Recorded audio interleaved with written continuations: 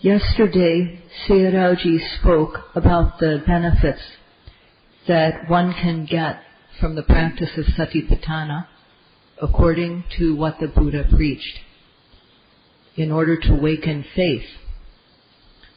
With awakened faith, when one practices, knowledge develops in stages, and as knowledge develops, so does faith.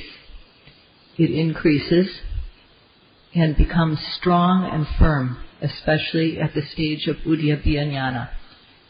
Faith is quite firm. The Buddha said that for one who practices Vipassana, faith develops. Faith is established and then developed until it becomes complete. At the last stage, when one goes from observing the conditioned phenomenon of nama and rupa, physicality, mentality and physicality, to realizing the cessation of nibbana, then faith becomes firm and steadfast. Today, Sayadaw will talk about the base element, the striker, and the spark in the moment of hearing, and so on. And he will also expand on what he's already said about these three elements in the moment of seeing. As far as the remaining senses, hearing and so on, Sayadaw won't go into great detail, but will just give you the gist.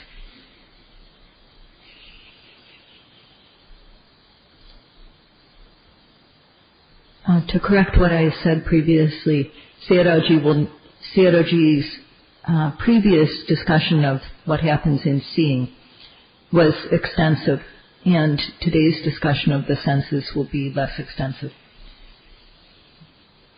So in the hearing moment, in the moment of hearing, there's a base element, and there's a receptor element, and a spark element. And these all come together, and that's all there is in the moment of hearing. These come together in the moment of hearing. So the base is the ear, which in Pali is called sotapassada. And it's what has the capability of hearing sound, of receiving the sound. So in the ear, according to the Pali text, there are very small hairs. And within these hairs, the capability of capturing sound resides. So the ear is that which receives the sound. And the sound is the striker element. Now sound has two sources. Some sound is strictly caused by the weather. Udu in Pali. It's caused externally. And some sounds, like human sound or animal sounds, the main cause for those is the mind. So there are these two types. Sound that is due to weather or udu. For example, air. The air just occurs due to the weather. The sound of air blowing. And the sound of speech. When you listen to the words that someone speaks, this is sound created by the mind, sound generated by the mind. So it's called chittaja, and air is called udaja. So, but whatever the case, the receptor is the ear. And the ear, we have ears because of our previous karma. At the present moment, although the ears arise due to our previous karma, they're supported in the present by the mind and by the weather and by nutrition, ahara. As we age, our hearing capability gets weaker. So the striker element strikes the ear, and at that moment there's a spark, which is mentality. This, first of all, hearing consciousness, and that's called in Pali Sota Vijnana, and that means that it is the mind which knows sound based on the ear. So the hearing consciousness knows sound. It doesn't know anything besides sound. It doesn't know whether it's anicca, dukkha, or anatta. It just knows sound. That's all.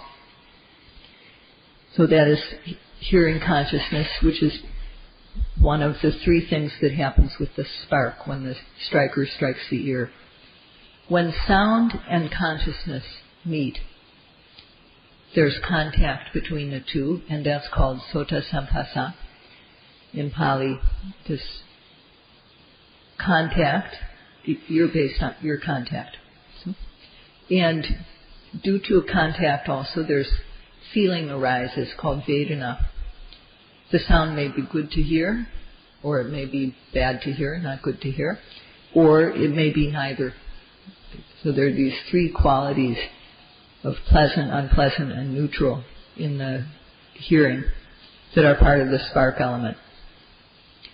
According to the suttas, there are these three forms, three types of feeling. According to the Abhidhamma, on the other hand, the Abhidhamma says that all feeling based on sound is neutral, upekkha, because it doesn't occur with any particular effort on our part.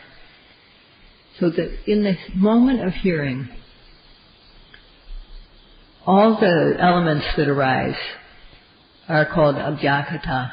They're neither kusala nor akusala, neither wholesome nor unwholesome. They're indeterminate. And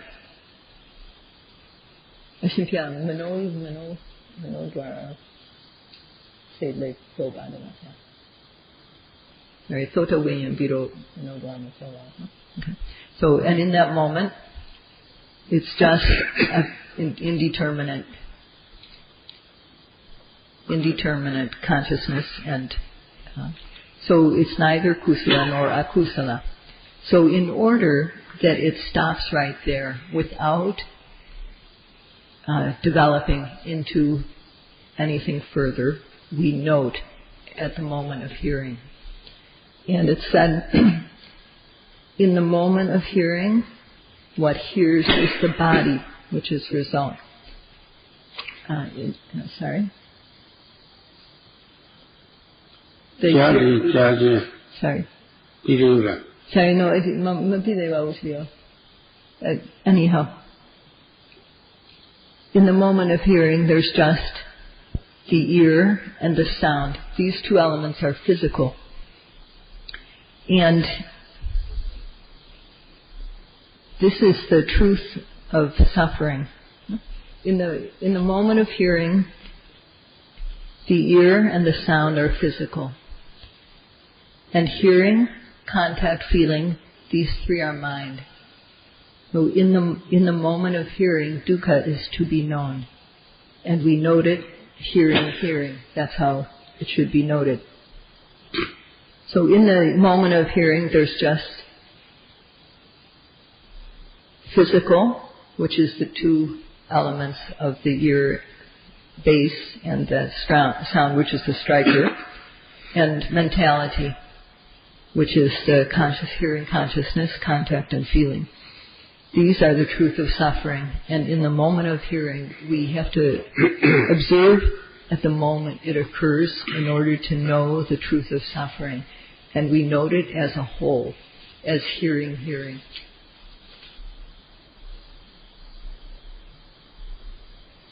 It's said that when hearing arises, we should note at that very moment. And if we don't do that, then mindfulness will be lacking. So mindfulness will not fall on the reality of mentality and physicality which is happening in the moment. And the mind will not be collected, so that there won't be any samadhi. only if the mind is collected, only if there's samadhi, will knowledge develop. So at the moment that our sati is missing, at that moment akusala will enter. One isn't ashamed, one lacks the shame of moral shame with regarding akusala, and the mind becomes scattered with odicca. So in that moment we don't know the truth of suffering. And not knowing, we crave. And that's tanha. Due to the ignorance in that moment, tanha arises. And due to craving, we cling. So we want and then we want more. And that clinging is upadana. So if at the moment of hearing, as soon as it arises, we note it, we need effort to do that. Effort is that which overcomes laziness, which is called kosaja. So when we make effort to note the object as soon as it arises, laziness will be dispelled. And also we need to aim the mind so that we don't miss the object, so that we don't overshoot it. If we either over or undershoot the object, if our aim is not there, then our mind will go to thoughts of sense pleasures or thoughts of anger. The mind will be scattered. So the mindfulness will not be there to protect the mind in that moment. And because the mind is not collected, we'll dwell on whatever was heard. If it was a good sound that we liked, then we'll think, oh, how good that sound was, how good it was. And if it's something unpleasant, then anger will arise. If it was neither pleasant nor unpleasant, then confusion and ignorance will arise. So, at the moment of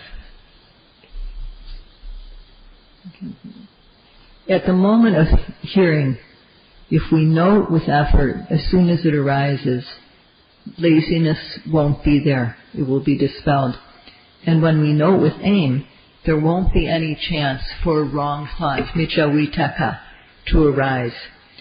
And due to the effort in aiming, the mindfulness will stick to the object. Therefore, our minds will be protected from kilesas. And at that moment, the mind becomes collected, calm and collected on the object. So there's no movement of the mind due to either lust or anger or any other kilesa. And even though the sound may be one that can cause lust in our minds, still none will arise because our mind is collected. And from there, as knowledge develops, we'll come to know, to discern rupa and nama, physicality and mentality, and we'll come to discern how they are connected due to cause and effect, and so on.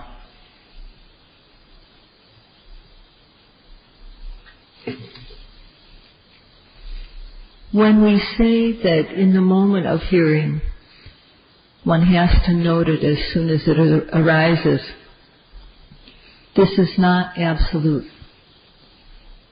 For example, when we are sitting, or we are standing, or doing the walking meditation, at those moments, if we're observing the main object in the sitting, or in the standing, or in the walking meditation, as we're observing and noting the main object, if sound arises and our noting is not disturbed, our noting of the main object is not disturbed, then there's no need to note the sound that arose, the hearing that arose. Just continue with the main object.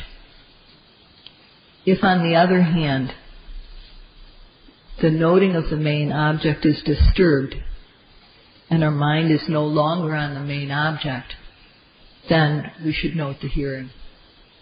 Note it 2 or 3 times and then return to the main object.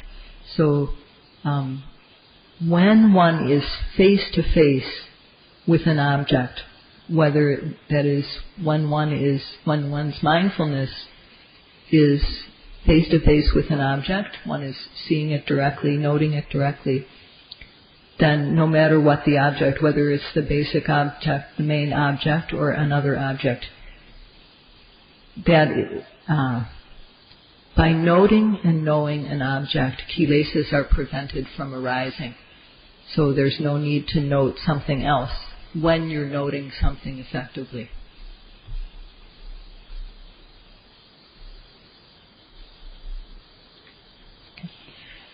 The Buddha said that in the hearing there is just the heard. So in the hearing there's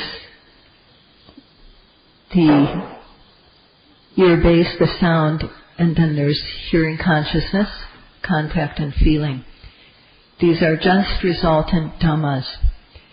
And if we note it at the moment that it arises, it will stop right there. If we don't note hearing at the moment that it arises, then kilesas will enter. So if we don't note, we don't know. We don't know the elements of the ear, the sound, and the hearing consciousness, contact and feeling. So not knowing, knowledge does not arise. But when we note, we know the hearing. So we observe it at the very moment, and we're aware of, in the process of hearing, there's the ear and the sound, which are physicality, and they're resultant. And also the sound, there's the ear and the sound, and these are physicality, and these are also the truth of suffering. And there's hearing consciousness, contact and feeling, which is mentality, and results from the two striking, and it is also the truth of suffering. So the mentality and physicality that arise in our being are the truth of suffering, and they are like the earth. When we don't know what arises, then it becomes the ground for kilesas to arise. Our experience becomes the base, or the earth, in which the kilesas like weeds grow. But if we note as soon as hearing arises, if we note at the very moment, then one will know the physicality and mentality which are evident at that moment. One will know the truth of suffering, and therefore based on this truth of suffering, one will develop Vipassana knowledge. So it will be ground for knowledge to arise, instead of being the ground for kilesas to arise. So one needs to observe every arising object so that one can develop this Vipassana bhumi, the ground for Vipassana to arise. Just as in the moment of hearing, there's a receptor element, which is physicality, and dukkha, the truth of suffering, a base element, which is physicality and the truth of suffering, and the spark element, which is mentality and the truth of suffering. So too, in the moment of smelling, these elements arise. So one must note in the moment of smelling to observe these elements. In the nose, within the nose, there's a receptor for smell. And when a smell or fragrance enters the nostrils and strikes this receptor, then smelling arises. If the nose is blocked, though, smelling won't arise. The nose and the smell, the fragrance, are the truth of suffering in the physical form. And the resultant smelling consciousness, contact, and feeling are our mentality and the truth of suffering. To know these in the moment of smelling, one must note as soon as the smell arises, as smelling arises. And if we do so, even though the smell is something that would cause craving in us, mindfulness is there to protect us, so no craving or lust will arise. And if the smell is something unpleasant, no anger will arise because of the protection of sati. And later, as knowledge develops, ignorance will be dispelled. So in this way, by noting at the moment of smelling, kilesas are dispelled.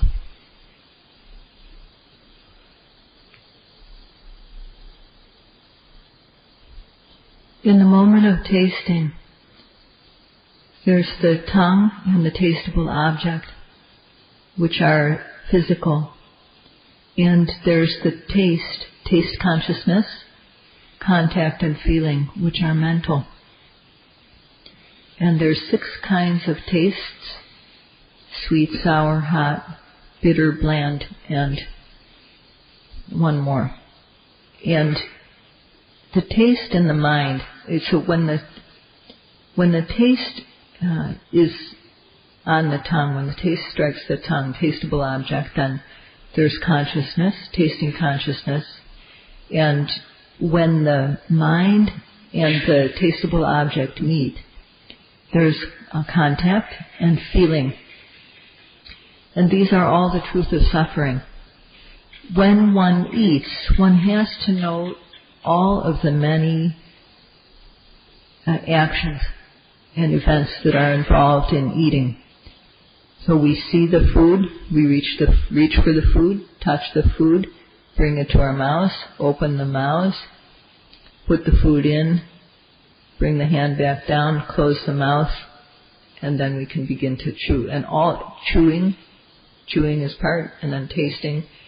As the taste arises, that should also be noted, and swallowing. So all these elements, all these actions that are involved in eating need to be noted. So when the food is put on the tongue, then in the tongue there's a receptor for taste. And when the food mixes with saliva, the taste arises. So when the food has a sweet taste, then the sweetness is what we know. And when the food has a sour taste, we know the sourness. When there's a hot taste, the hot is what is known. When there's a bitter taste, the bitter is what is known. And the bland taste, the bland taste is what is known. So when this tasteable object strikes the tongue, the taste is known by the mind. That's tasting consciousness. And there's also contact, and there's also feeling. Now, good feeling, there can be good feeling for something we like, and there can be bad feeling for something that we don't like. For example, many people don't like chilies. So those two, the good and the bad, are quite evident. And also bland food. Now, bland food is pretty neutral. So when that is what we taste, then that's an example of when a neutral feeling might arise. But for the most part in the eating, the feeling is either good or pleasant or unpleasant. And all these are evident in the moment of tasting. These physical and mental elements are all evident.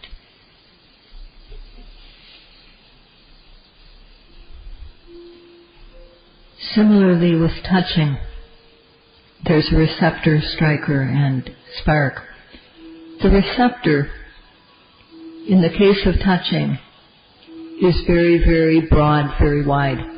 So it's all over our body, except for places like the hair or nails or teeth.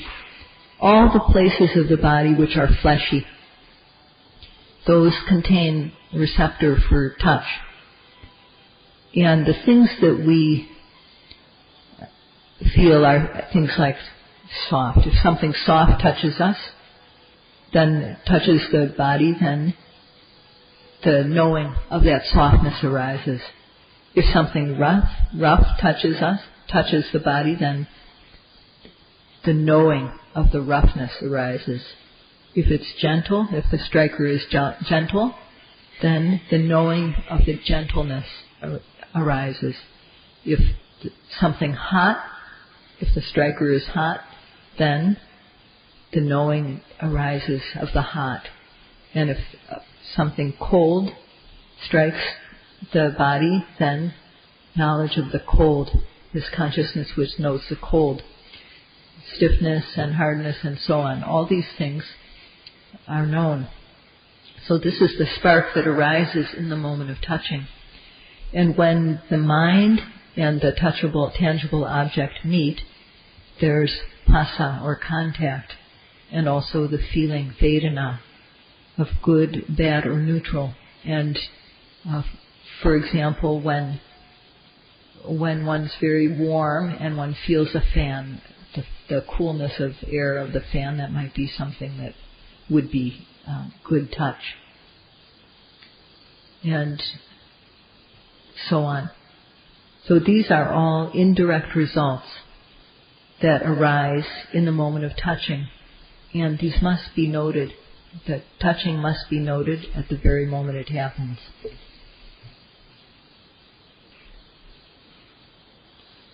There are many experiences which are included in the category of touching. So for example, while we're doing sitting meditation, we observe the abdomen, and because the air comes in, the abdomen rises. And when the air goes out, the abdomen falls. So this is just the nature of the rising. As we breathe in, the abdomen becomes stiff. And when there's breathing out, there's relaxation. So this is the tangible element of the air, vayo pottabha dhatu. And this stiffness and relaxation that can be observed in the moment of observing the rising and the falling. So there's a full range of things that are experienced in the moment of touching. And these are things we can know. So in the moment of observing the rising and the falling, the receptor is the abdomen. And the striker are the experiences like stiffness or relaxation or tension, the natures, the true nature that we observe in observing the rising and the falling.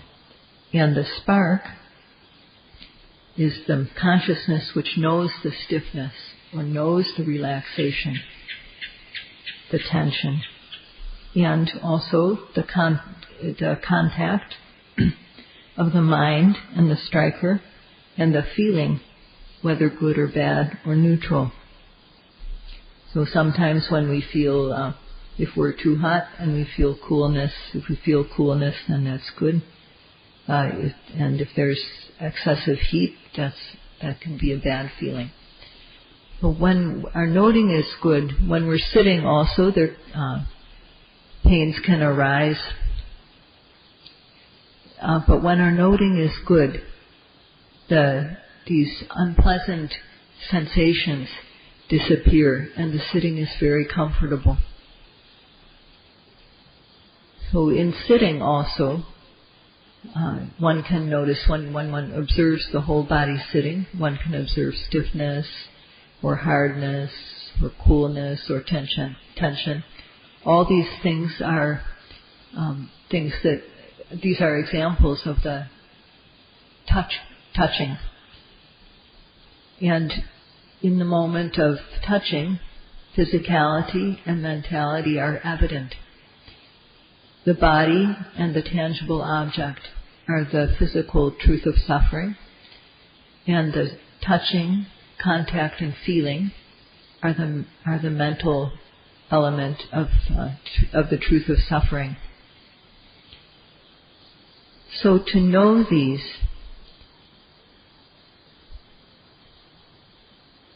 we need to observe them as soon as they happen. And if we know, we will know these physical and mental elements and the truth of suffering. If we don't know, then we won't know. To know these moments of touching, one needs to observe every single bending, stretching, walking, sitting, standing. All these things, all these actions that one does need to be noted in order to know the true realities at the moment of touching. And if we know, then we'll know, and if we don't know, we won't know.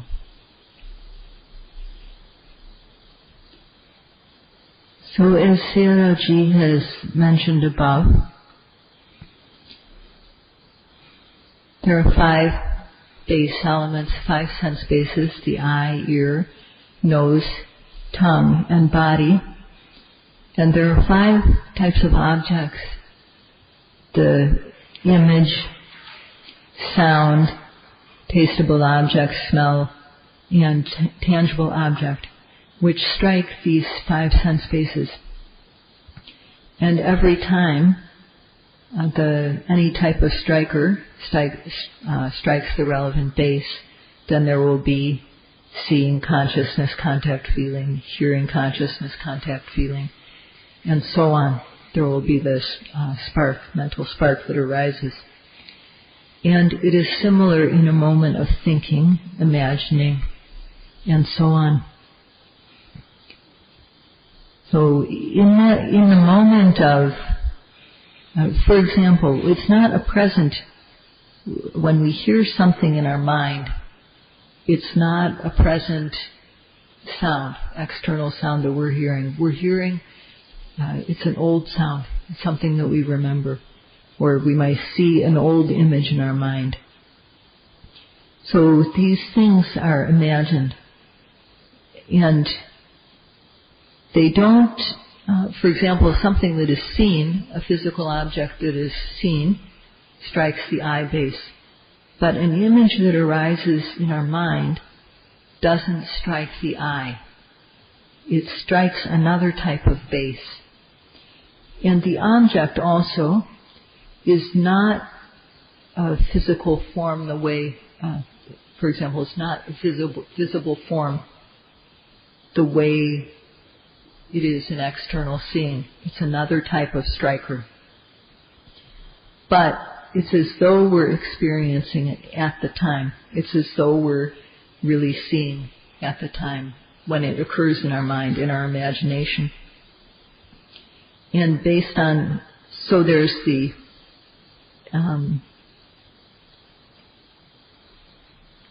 base element, and there's the striker element, and then there's the consciousness. And then there's also the contact and feeling. And if the imagination is good, then there's good feeling. And if it's bad, there's bad feeling. So in the moment of thinking, imagining, and so on, there's also the receptor, the striker, and the spark in that moment.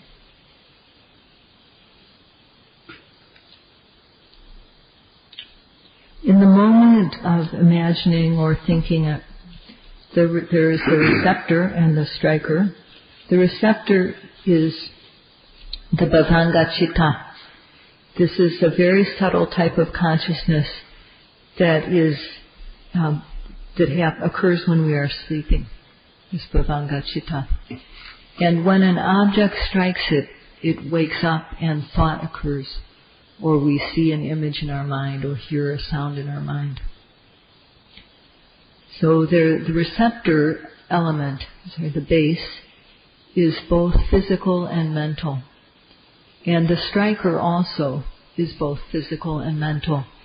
Things like concept, the conceptual objects. So however it happens, one must note every time thought, imagination, and so on occur. One has to note these mental phenomena as they happen, so that one will know the base and the striker. Now, how one will know them, Sayadaw won't he won't say. You have to observe and find out for yourself. If he tells you now, it's like giving the answer to the problem before you've worked it out. And he thinks some yogis may just copy what he says if he gives you the answer. So he said practice is like a math problem. So we learn the method for solving the problem, and then we need to work it out. And following the method is what's important. So we need to always follow the method and show how we do the problems. It's more important to apply the method than it is to write down the correct answer. So when an object arises, we have to note it according to the method of Satipatthana. And as one does this is like working out the problem. One does the work and gets the results and then compares them to see if they're correct or not. So one does not need to know the answer in advance. What one needs to know is the method and apply it.